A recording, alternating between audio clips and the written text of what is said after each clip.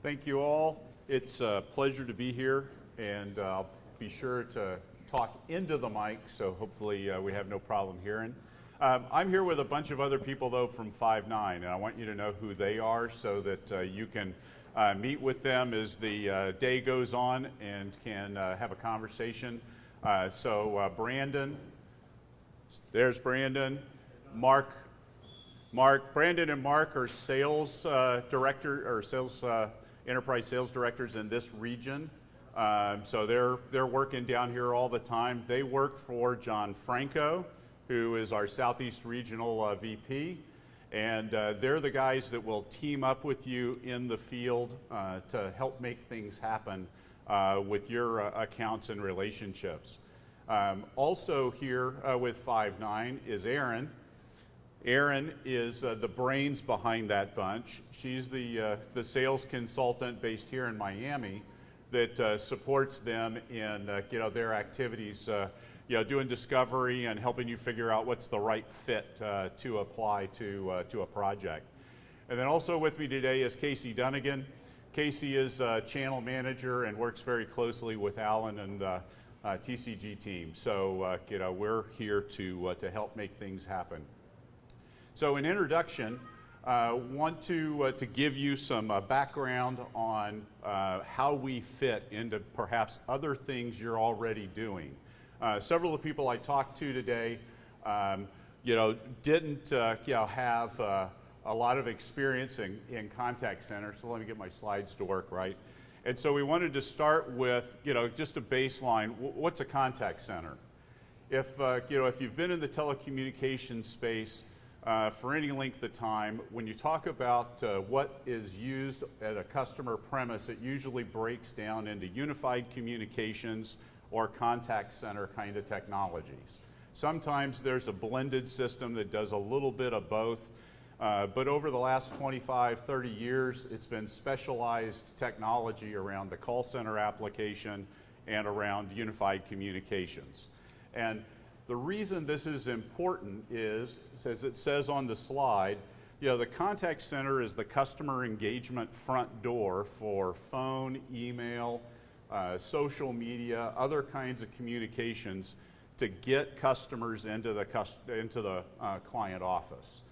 So we're providing the technology that takes all those interactions, all those inbound or outbound communications, and blends them and prioritizes them and delivers them to an agent's desktop.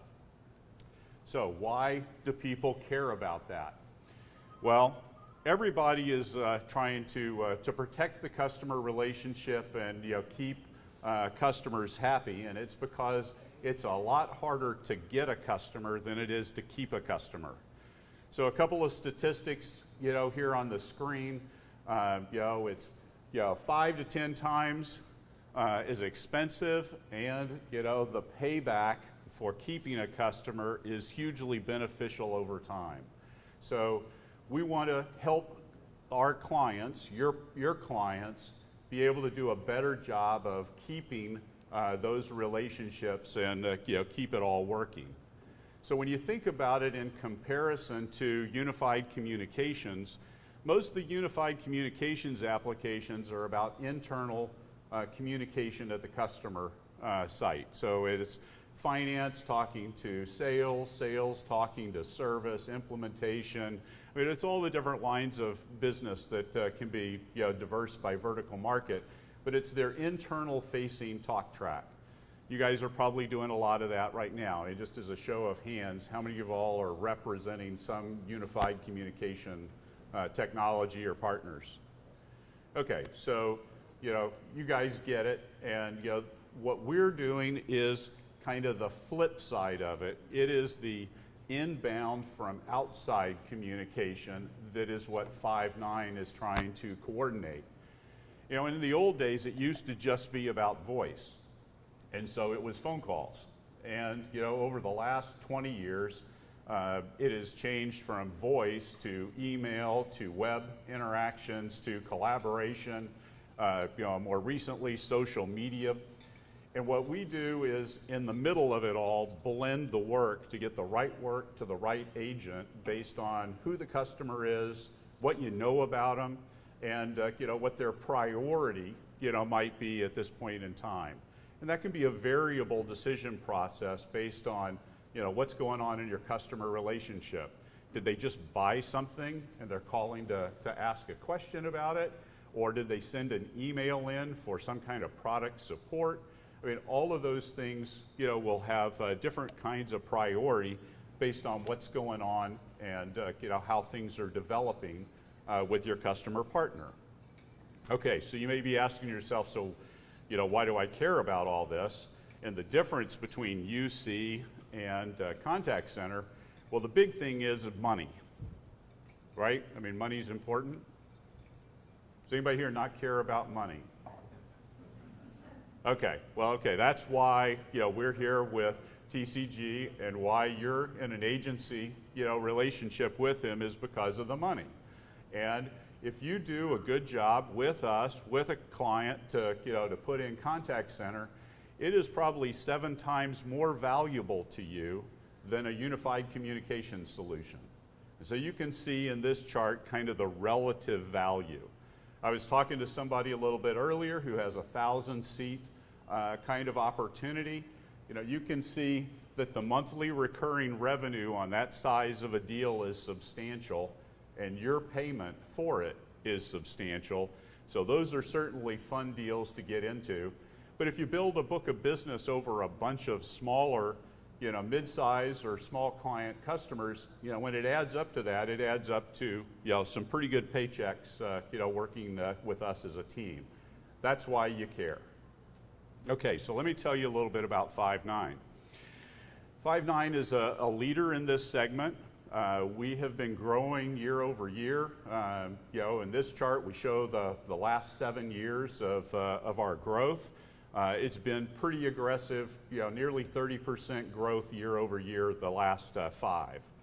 $128 million in revenue, and it's all cloud contact center revenue. Everything we do is around the cloud.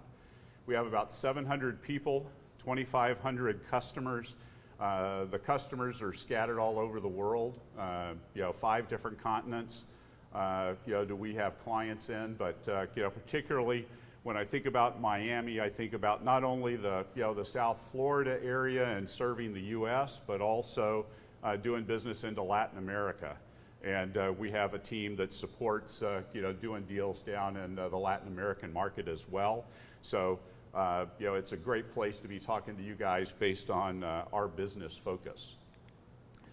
So in the market, we have a pretty dominant share. According to DMG Consulting, who does a big report on the cloud contact center segment every year, Five9 has about 14%.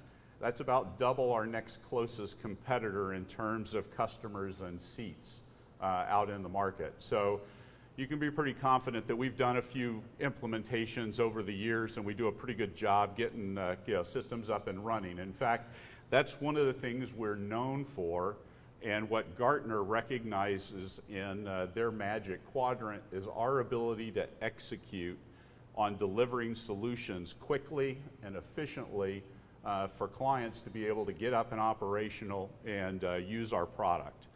And when you think about cloud, it really ought to be fast.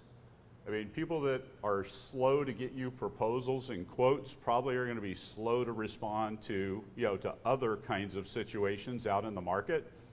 So judge us based on our speed, because we feel like it's really important to get a customer up and operational quickly, because that's a time to money for them. They're making an investment in a monthly service. We want them to get a return really quick. So that's how Five9 brings a solution to market. It's how our reps and teammates will work with you to help get things done. This gives you a quick illustration of some of the companies that we do business with. We have a very broad portfolio of clients, a lot of different vertical markets. These are kind of the top 5 categories of people we do business with. The business process outsourcing category, which is kind of by its nature a very broad set of requirements and needs is the largest single category. But the healthcare and the insurance side, and then the financial side, those categories are also very large. The good news about them is that they are the most strenuous on certification testing and privacy and confidentiality and management of the data. And so based on the customers we're illustrating for you here, you can be confident that we've passed their certifications and due diligence to be sure that we're delivering an excellent solution for them and their customers, that'll apply out through all the other industries you might choose to do business with. Okay, so another thing that's really important is the performance side, and so this is besides being fast, it is the measure of the marketplace on uptime and performance characteristics on the platform. So I just saw an ad where AT&T was promoting that their service was 99.9. Well, we have to go a few more digits for it to actually be meaningful in our reporting of uptime performance. And this is an indication that we put on our website for everybody to see. So if you go to five9.com/trust, you'll find the current 12-month rolling number, which is what this is. And we update that every month based on whatever happened in the previous 30 days to give customers and potential partners a view into what the uptime delivery is. This is across every customer on every platform and every geography around the world. That's our performance. So some months it's perfect, other months not perfect, but we always strive to raise the bar on it, and we're always open in communicating that to customers and partners. Okay, so let me talk to you a little bit about what the platform is. And one of the things that I want to mention is that there is a ton of great content out on YouTube and on our website for you to consume. When you get a copy of this presentation, the link that says video there takes you to a library of that kind of content on the internet, on YouTube. And it starts off with an overview of the desktop product and the agent experience. The nice thing about those links is if you want to share them with your potential customers or partners, there's no registration or flow back to Five9. It's all on YouTube, so it stays in your control entirely. So you've got flexibility in terms of how you want to leverage this to tell a story. So the first thing is that because we're a cloud-based application, Five9 delivers all of this technology without having to deal with any of the site-based stuff on the right side of this illustration. So line cards, trunk cards, racks of equipment, we really don't have any of that. All we need is a PC or a Mac, a browser, a headset, and a connection to the internet, and you're in business. This is one of the reasons why this works great for home-based employees or agents, because as long as they've got a cable modem or a high-speed internet connection at home, we can run the same functionality set there as we can run in a bricks and mortar contact center office. So for clients that have flexibility and volatility in their staff, they don't have to buy physical hardware and have it sit idle when they don't need it during busy times of the year. When they need to ramp up, well, with us, all they do is add some more agents for a month or two, and they don't have sunk costs and equipment that they're not using every day. So ramp it up, lower it back down to your baseline, and you're in great business. We call that bursting, because you will ramp up. For example, now we're starting to have the holiday season growth with customers. Rather than buy equipment to support another 100 agents. They can put them on home-based, flex schedule working arrangements, use Five9, and it's really a piece of cake to add those resources, when they need them for a period of months, but not all year long. So we also do this out of multiple data centers. We have 2 data center locations in the U.S., a couple in Europe. As illustration here, when we configure a client that you may have down here in South Florida, odds are good we're just going to put them on the Atlanta data center as their primary site, but leverage the Santa Clara location as a fully redundant failover location if anything happened in Atlanta. If you were on the West Coast, it'd kind of be the inverse story. But we provide that geographic redundancy to be able to help customers that really need to have that always up survivability in their business deployment. So that gives them flexibility and ability to balance traffic if they need to across different geographies. Another value that we bring to the table is partnerships with popular desktop applications that we run into in the contact center. For the companies illustrated here, we have out-of-the-box configured, ready-to-run integrations with them.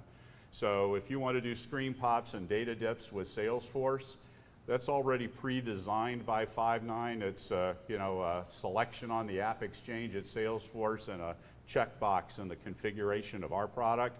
And all of a sudden, we're data dipping, screen popping, and doing all kinds of data exchange, within their product.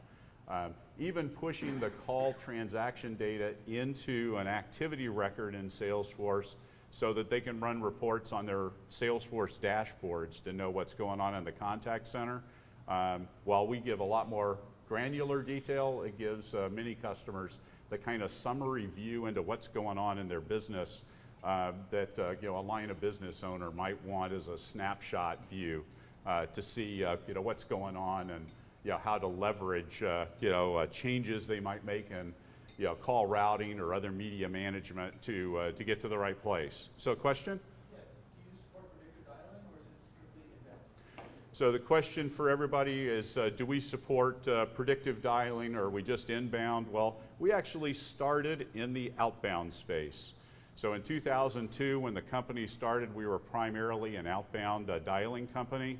But today, most of our clients are blended inbound, outbound use cases.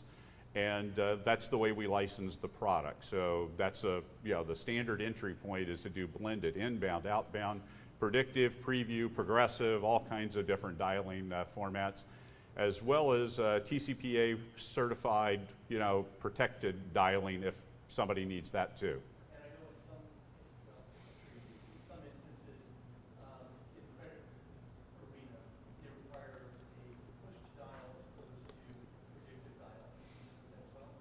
We do, and so it's the push to dial or the single click to dial kind of a call process that conforms to credit or other business lines. We absolutely do that as well.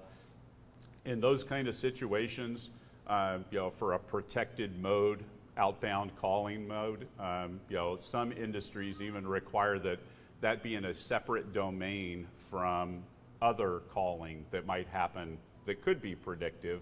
And so we give that flexibility to a client as well if they need to do that. Sure enough, go. What are your billing components? What are the billing components of the service to the customer? Okay, so there's really two primary billing components. One is a monthly license fee that is licensed on a concurrent user basis, so on an agent seat.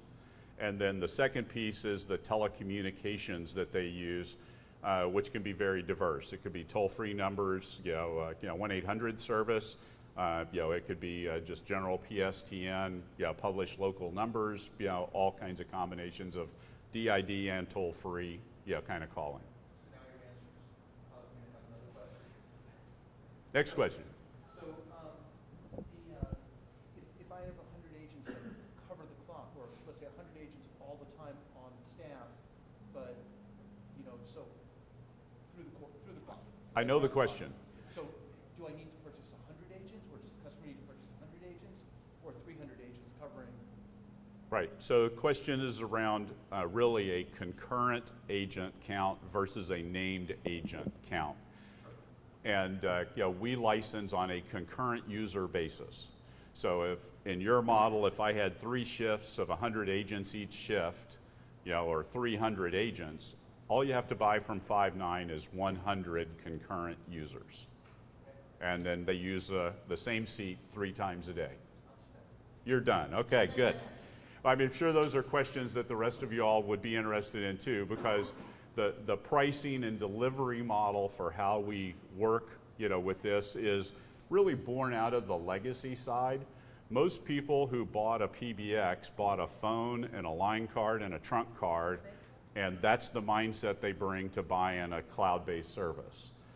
So we kind of conform into that model.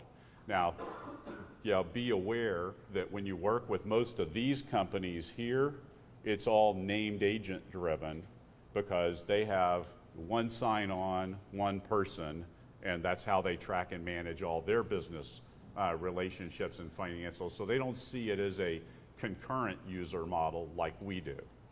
Make sense? Okay. So good. So these partners, at any rate, the relationships we have with them are very symbiotic in collaborating out on a deal. They know what we do, we know what they do. We provide great integration into their technology, and they can own the desktop while we deliver all the media to get the right work to the right team to take care of services. Okay, so in a construct of what does it look like, the video that is referenced earlier in the presentation gives you, a much better live illustration. But here's a static screenshot. And I bring it up just to show that over here on the left side are all of the media types that we're servicing in one browser-based desktop application.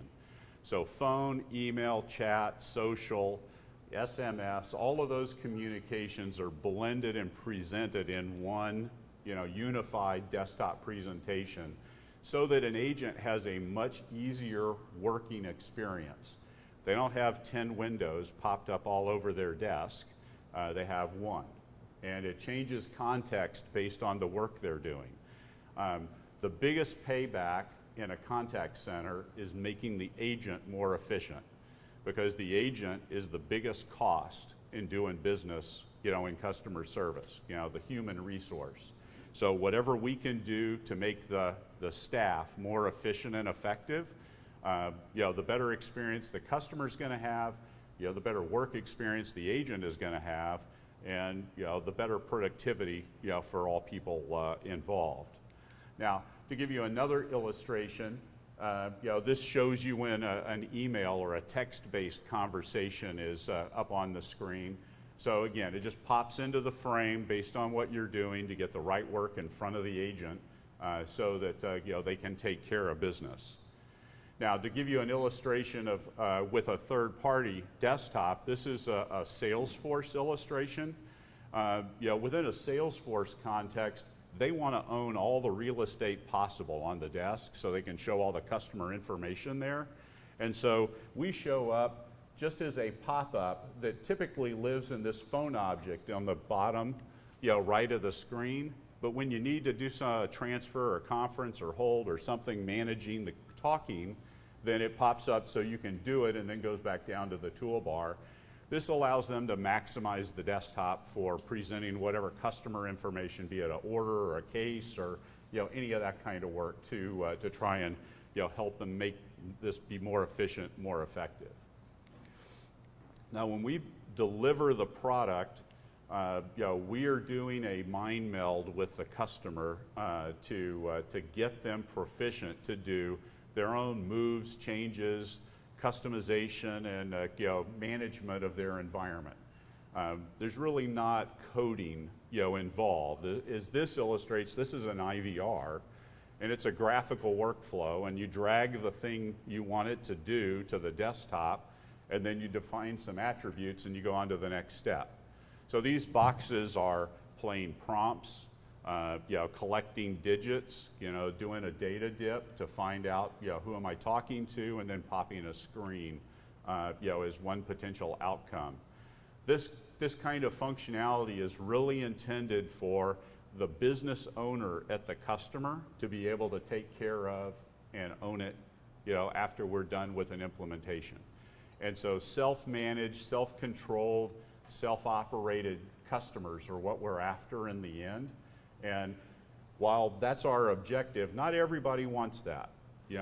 Small companies and large companies both think about the idea of maybe having managed services. And so whether it's from Five9 or from other consulting organizations, we can deliver that kind of a value proposition as well and do a turnkey managed deployment and ongoing moves and changes for a client if they need that. So anyway, lots of options, but our primary direction is to teach them how to be self-sufficient so they can own it, run it, manage it all by themselves. So giving you, an illustration, that IVR I just showed you also can be played into a mobile experience. And I'm sure you guys, all have, your smartphone in your pocket or laying on the table in front of you. Well, what we've done is we've taken that same voice interaction that you just saw illustrated there, and we've made it adaptable to mobile devices. And so we can give you a visual IVR that is all text-based as an engagement model for moving from, calling to, mobile engagement. It ties in very well with the chat, email, SMS, Twitter, Facebook kind of engagement aspects, because a lot of new service things are going on in that regard. So with a visual IVR, you get a built-in escalation out of a mobile device into contact center. That's kind of bleeding edge, if you will, in terms of what's going on in terms of deployments. But more and more of the consumer community is grown up with one of these in their pocket, and that's the way they'd want to engage with support over those text-based channels. So we engage with that very frequently.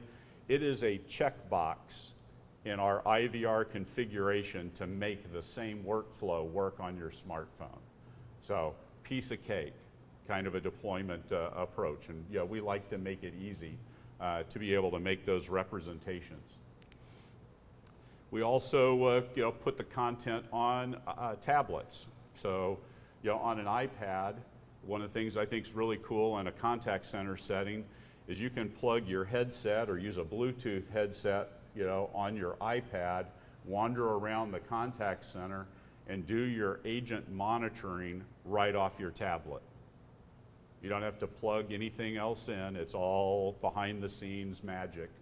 But imagine you can walk down the aisle, and if you hear something you're not too excited about, you can click on the agent and silently monitor or engage or take over a call, all from your iPad.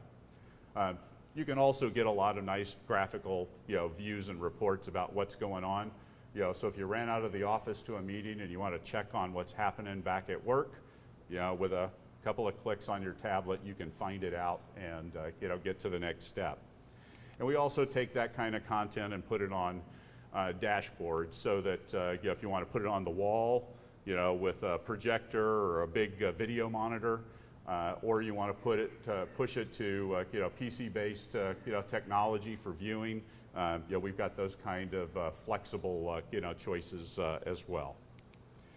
Okay, so who's a good prospect? When you leave here today, you're going to want to go find out where you can get an opportunity working with us. So here's some ideas about that. In our chart, gives you some kind of functional application areas.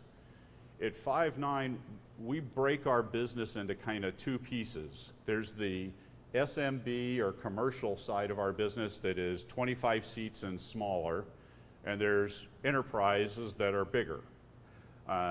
We do a little bit different go-to-market approach based on the small and the large because of the economics of it all. But typically we do the small deals pretty much over the phone, doing remote discovery, remote demos, and and follow through.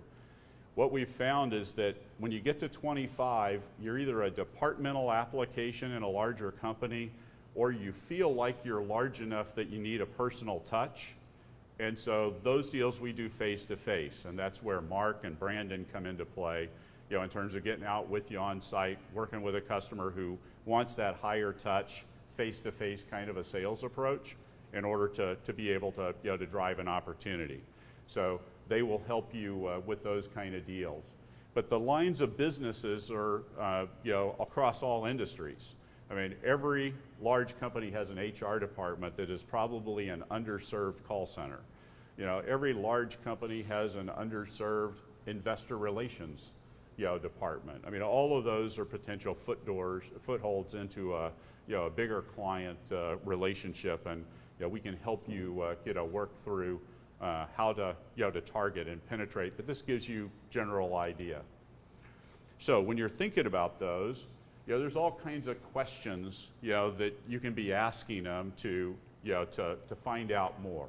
I mean, the key things that we like to know is, how many concurrent users do they have, to your questions. I mean, how big are they? That's sizing the opportunity for all of us. And what kind of work are they doing? Is it a customer service? Is it inbound? Is it outbound? I mean, what kind of work are they doing?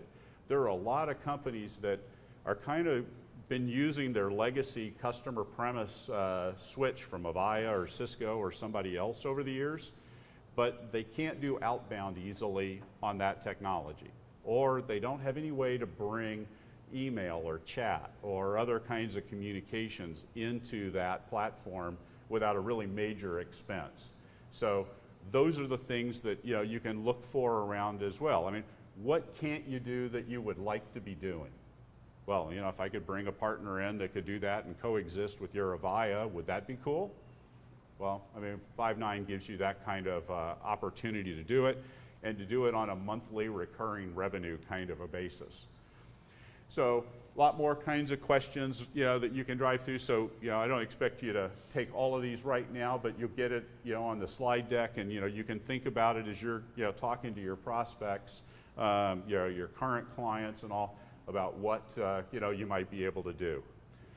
Now, I also wanted to share that there's like 3 different decision areas that contact centers come to play. The first one is is the IT side. Is the contact center side. And so this is the person that probably owns the staff, and is accountable for the productivity and the efficiency of what's going on in their center. There are things that they're interested in that, the IT buyer, or somebody who runs customer service may or may not be, on the same wavelength with.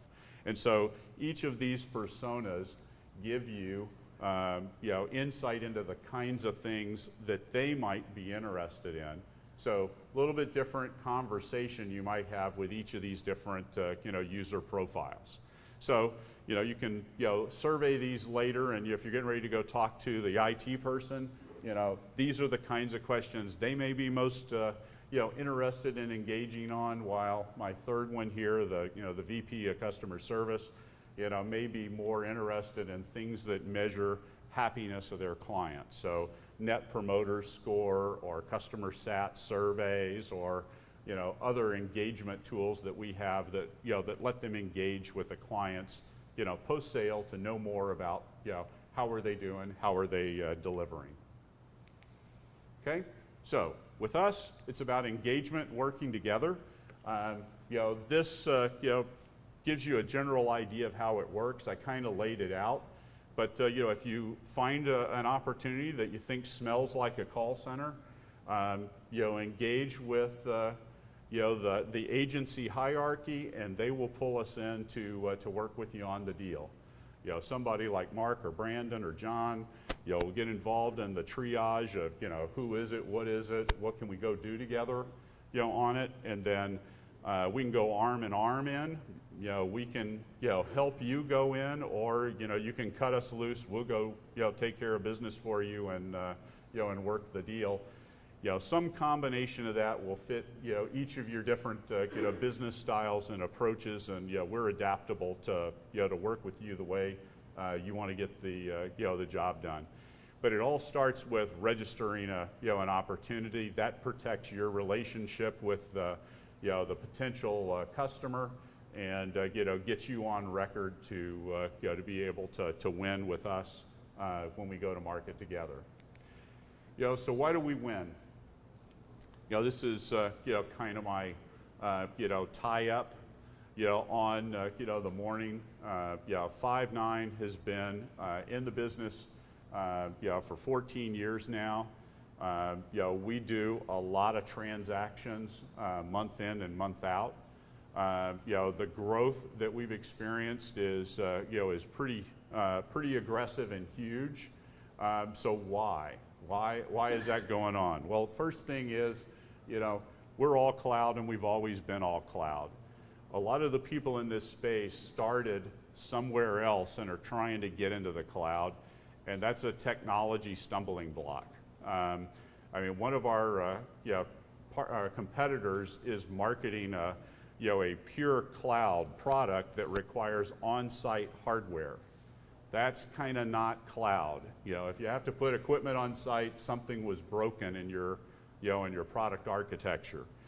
The next area, one unified product. We built this ourselves from the ground up, and so each of the channels we integrated into our foundation architecture, so that we can easily get the right work to the right place at the right time to take care of a customer and make it easy for a client. And that's a big payback for deployment. That's why we can be fast, and it's a big payback for ease of operation and change management, which, because it's all in one, makes it easier to manage all those moving parts. Finally, our next in the rapid time to deployment, because we've done a lot of implementations, we've got a really bulletproof process around getting it done and getting it done right and getting it done quickly. Deployments can be executed in weeks, not months or quarters. We can do a 500 agent deployment in 30 days or less if the customer's hot to trot, really needs to get it done and move on. I was telling somebody before we started this morning, our inside sales guys close deals like every 4 days. So that's the velocity with which we're then turning on customers, is in that kind of a frequency, as we deploy and roll out. And then finally, the sales and support execution. We're here to work with you as a team. We're not just throwing things over the wall or having you throw things over the wall. We want to team up and go to market together, because that's the way we win the best. You have great relationships with your clients.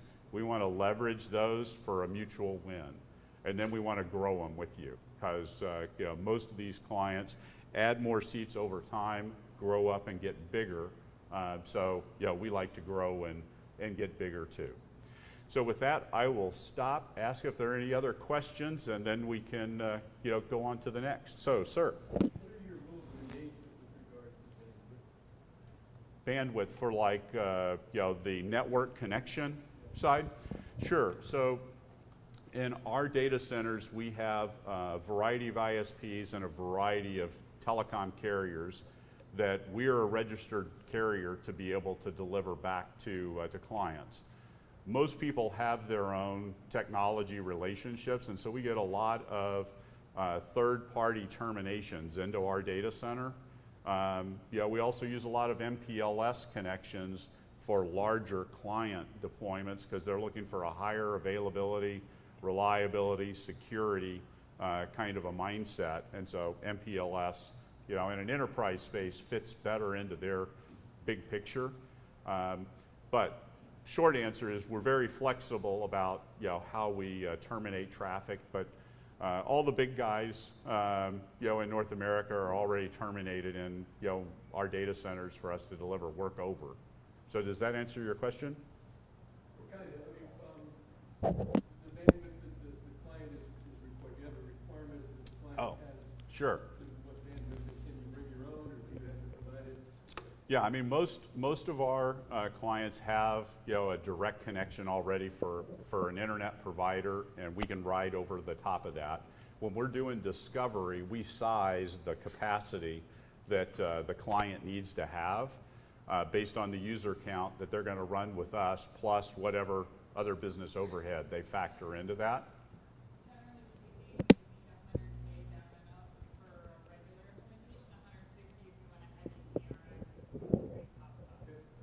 Yeah, so I wasn't going to make it a number, but since Aaron did, 100 kbps per user to 150 kbps per user based on the rest of the desktop applications is kind of what you want to have. But we size that as a part of a discovery project so that I can come back to you and say, okay, you've got 100 agents, this is how big a pipe you better have, or we're going to have some bottlenecks in terms of delivering work to your physical location. Does that make sense? Cool. Yes, sir. You mentioned that you play both in the enterprise, of course, and SMB space, and I guess SMB, you guys is considered less than 25 seats? Yes. So can we talk a little bit more about, if somebody wanted a trial concept and say it's 20 seats, they're coming close to that enterprise threshold, and do you come at them with that SMB product, or do you present both and kind of show the differences? Yeah, so the product is identical, SMB or enterprise. Functionality is identical either way. It's just a sales approach difference in terms of how we sell, and it's a cost of doing business factor in terms of the amount of resources we fly or travel to a site based on what the size of the customer is.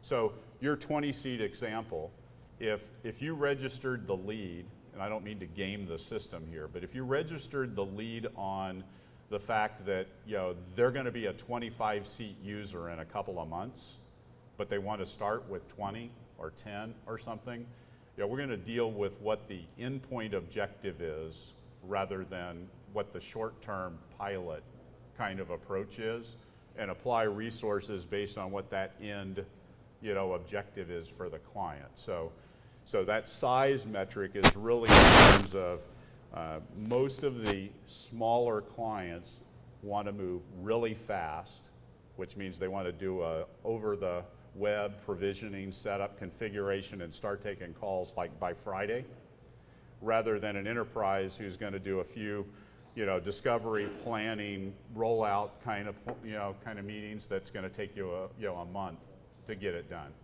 So another question. Yes, I just wanted to know basically to touch on, based on the numbers that you were showing us, is comparing, UC, call center solution versus Five9, and I just did quick math, and your 25-seat example at the lowest tier, $37.50 a month. Right. Where's that 150 per seat?